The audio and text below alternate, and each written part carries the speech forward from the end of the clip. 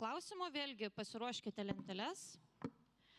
Ar pritarėte, kad Lietuva turi ratifikuoti Stambulo konvenciją? Tik vienas taip.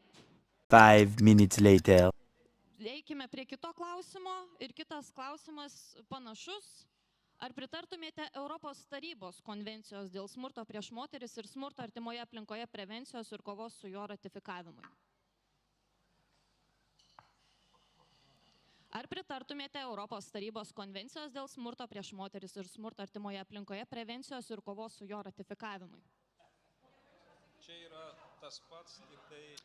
Čia yra labai įdomus dalykas, nes čia yra ta pati Stambulo konvencija ir daugelio jūsų pozicija, iškeliant kortelę, dabar pasikeitė.